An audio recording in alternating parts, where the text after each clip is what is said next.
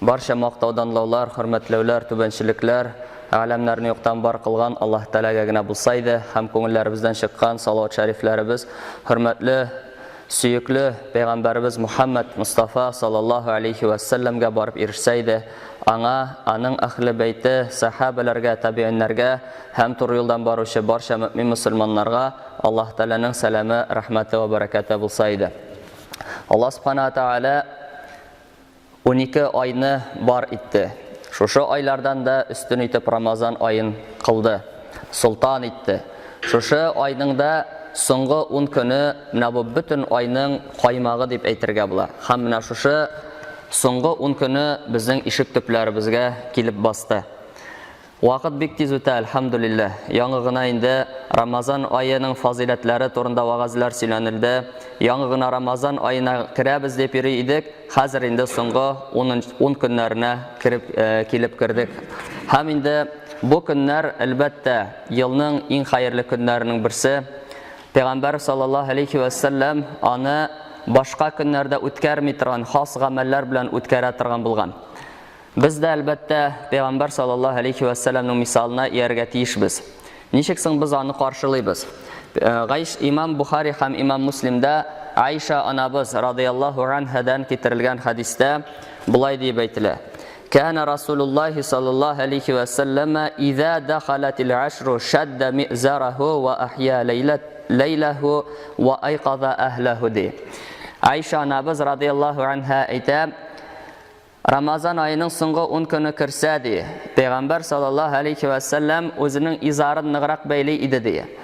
Аннан соң төннәрен уяу үткәрә иде һәм өй әһелләрен, гаилә әһелләрен уята иде ди. Муслимның риваятында исә булай дилә: "Кана Расулуллаһ саллаллаһу алейхи ва саллама яҗтахиду фил ашри ма ла яҗтахиду фи гайри хади." Пәйгамбәр саллаллаһу алейхи ва саллям Рамазан ayının соңгы 10 көнендә башка вакытта тырышмаган кебек айрыша зур тырышлык белән тырыша иде ди. Һәм инде шулай шушы ике сахих җыентыгында әйтелә, анна Нәби саллаллаһу алейхи ва саллям кана я'такифу al-ashra al-awakhira min Рамадан хатта таваффаху Аллаһу ди. Һәм шулай инде әйтелә, Пәйгамбәр саллаллаһу алейхи ва саллям Рамазан ayының соңгы 10 көнендә и'тикаф кыла иде ди. Hatta аны Аллаһ Субханаһу Тәгалә вафат иткәнче ди. Hatta үлеп мәңгелеккә күчкәнче. Һәм Аллаһ илчесе саллаллаһу алейхи ва саллям безгә үзенең мисалында соңгы 10 көнлектә мөбарак булган кичәне эзләргә кирәк икәнлеген күрсәтеп калдырды. Бу кичә 1000 айдан хәерлерәк. 1000 айны бит инде беләбез, кеше гомеренә күчерсәк, ул 83 ел гомер була. Бер кеше гомереннән хәерлерәк бер кичә бар. Ул кичәдә Коръан ингән. Ул кичә Кадр кичәсе. Хадистә килә, Пәйгамбәр саллаллаһу алейхи ва саллям әйтә: "Ман қама лейлатал кадри иманан ва ихтисабан гуфира лаху ма тaqaddama min zambihi." Кемдә кем Кадр кичәсен Аллаһ Тәгаләгә ышанган халәттә һәм Аллаһ Тәгаләнең әҗеренә өметләнгән халәттә кыямда үткәрсә ди, аның электән һәм соңыннан кылынган гөнаһ хаталары гафу ителер ди. Безгә инде әлхәмдүлилләһ Аллаһ Тәгалә үзенең нигъмәте белән төннәрне кыска итеп яратты. Һәм инде әлбәттә менә шушы төн инде ул таравихлардан соң 1 сәгать каладыр. Менә шу 1 сәгатебезне без әгәр дә Коръан укуда яки инде каза намазларын тутыруда яки инде нәфил намазларында үткәрсәк, иншалла без бер Кадр кичәсенә эләгә калсак, 83 ел буе төннәр буе намаз укыгандай булырбыз. Һәм инде әйтелә, шундый фикерләр бар, кемдә шушы Кадр кичәсендә хәтта инде Ихлас сүрәсендә бер тапкыр укып кына чыкса да, Коръанның 3тән 1 өлешен 83 ел буе төн буе укыган кебек булыр ди.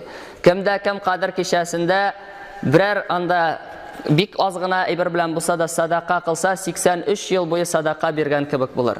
Шул хәтле Аллаһ Субханаһу Тәгалә безгә зур мөмкинлекләр биргән. Тәүбә итеп чыксаң, 83 ел буе тәүбә иткәндәй булырсың. Аллаһ Субханаһу Тәгалә әлбәттә бәндәләренә карата мәрхәмәтле. Аллаһ Тәгалә безгә нигъмәтләрен үеп бирә. Әйтерсең дә, кулланыгыз минем нигъмәтләремне һәм кирегез минем җәннәтемә дип әйтә. Ләкин инде кайбер вакытта кеше менә шу гафләткә бирелеп китә һәм инде савап урынына берәр кирәкмәгән сүзләр сөйләп, инде ул бер кочак гөнаһ җыеп калырга мөмкин. Аллаһ илчесе саллаллаһу алейхи ва саллям һәм аның сахабалары әйтүебезчә инде шушы көннәрдә гыйбадат кылуга аеруча хирыслык күрсәткәннәр. Шушы гамәлләрнең кайберләрен кыскача гына санап китәбез.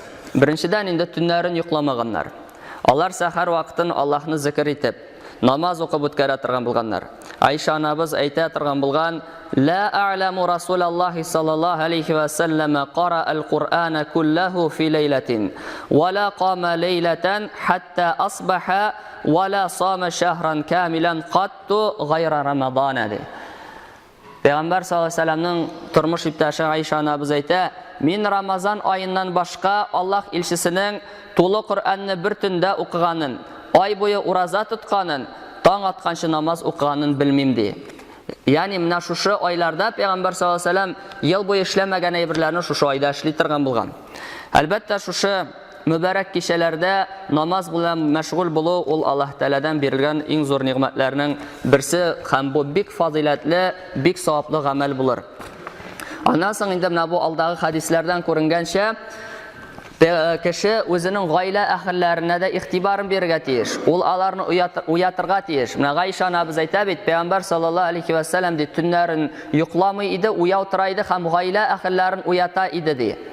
Димәк, алар да менә шушы mübarәк булган кичәдән куры калмасыннар өчен, алар шушы бирелгән саваплардан куры калмасыннар өчен, алар белән дә шушы ниғмәтләрне бүлешергә кирәк. Без дә аларны уятырга тиешбез.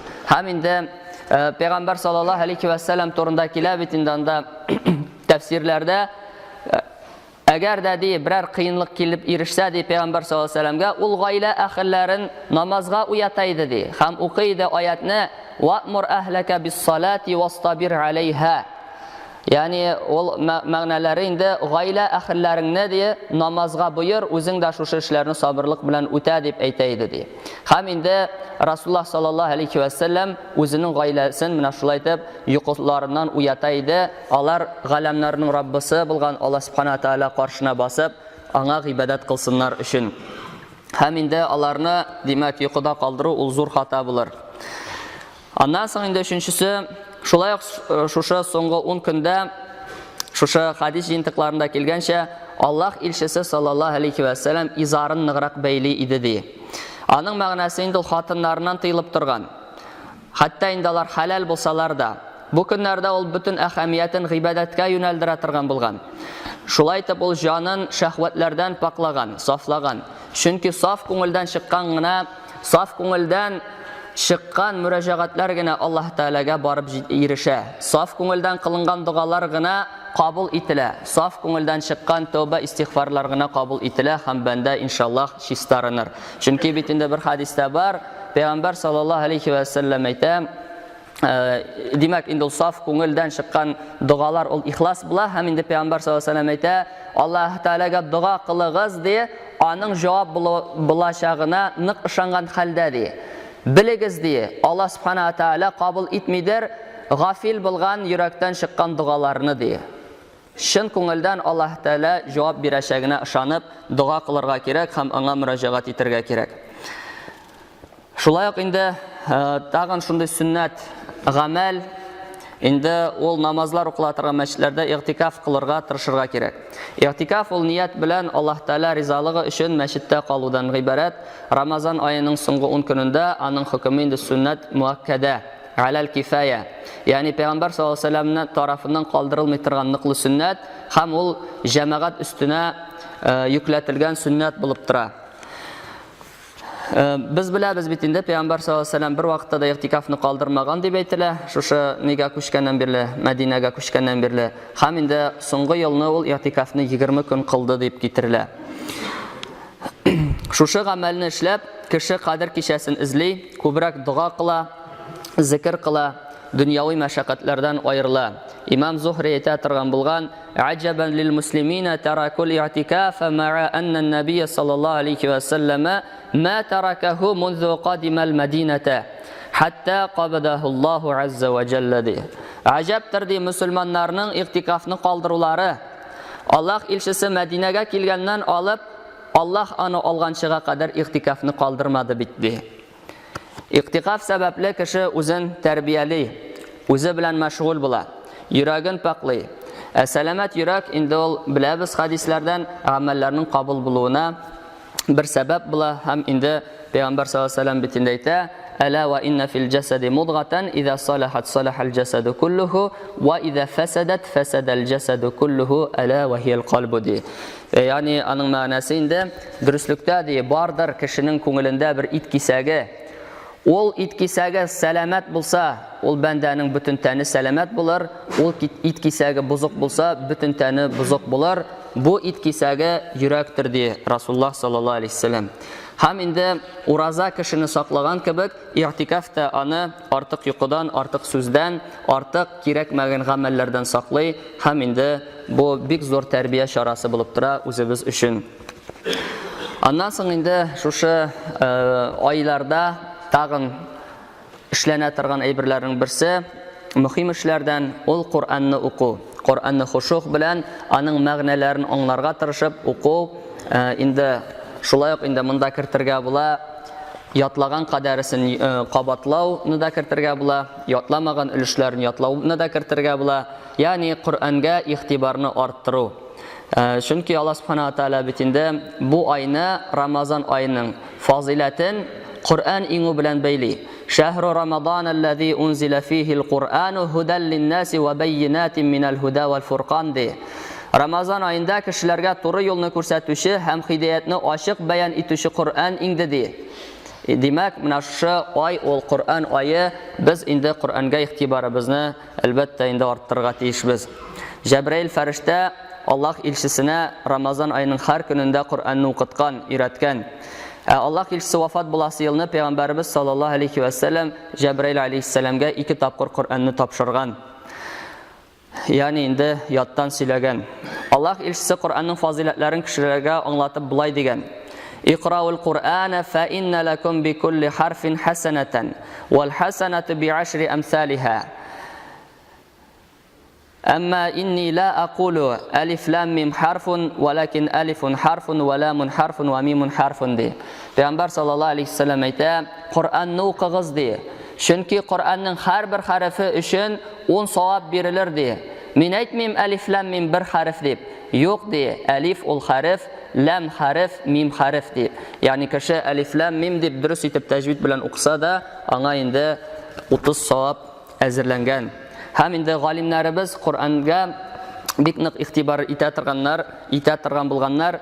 Һәм инде Рамазан айы җиткәч, алар тагы да менә шу игътибарны арттырганнар. Мисал өчен Имам Шафи'i әйтәләр, ул Кур'анны 3 төндә хатим кыла торган булган, башка вакытларда Рамазан айы җиткәч һәр төн сайын хатим кылган.